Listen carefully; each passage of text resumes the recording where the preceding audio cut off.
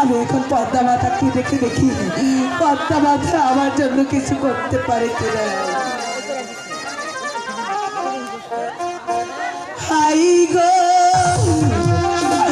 কোথায় রইলে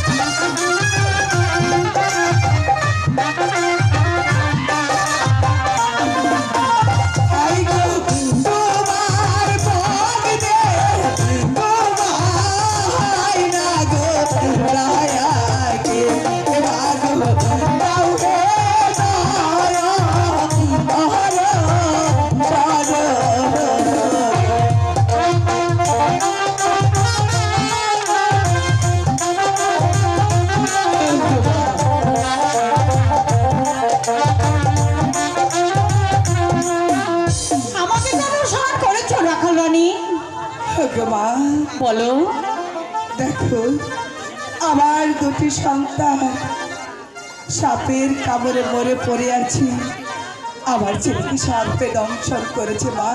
তুমি ছাড়া আমার এই ছেলেদের কেউ ভালো করতে পারবে না। শোনো রাখাল রানী, তুমি যখন আমাকে স্মরণ করেছো, ভক্তের ডাকে সাড়া দিয়ে আমি কখনো থাকতে পারি না। তোমার পুত্রগণকে আমি ভালো করে দিতে পারি, কিন্তু আমার যে একটি শর্ত আছে। কি শর্ত মা? তাহলে তুমি 10 বাড়ি 10 মুষ্ট বিক্রি করে এনে এই প্রাসাদের ভিতরে আমাকে যদি একটি পুজো দিতে পারো, তবে আমি তোমার পুত্রগণকে ভালো করে দেবো, নচেৎ দিতে পারবো না। ওগো মা, বলো। এই নগরবাসী কি আমাকে ভিক্ষে দিবে? দেবে, আমি পয়সা দেবে বলে যাচ্ছি। যার অন্ন থাকতে অন্ন দেবে না, যার করে খাদ্য করে দেবে না, সেও একদিন তোমার মতো পুত্র হারা হয়ে হাহাকার করবে। যাও যাও, তুমি নগরে যাও, সবাই তোমাকে দান করবে। আমি তোমাকে আশীর্বাদ তুমি আমাকে করছি। আশীর্বাদ করো। ঠিক আছে। হ্যালো, শুধু দর্শক বিন্দু, এই যে রাখালের মা দুই ভাইকে হারে পাগলিনীর মতো হয়ে গিয়েছে, তাই তো পদ্মা বলেছে তাকে যদি পূজা দেওয়া হয় তাহলে তার পুত্রদেরকে ভালো করে দেবে। তাই এই রাখালের মা পাগলিনী, সে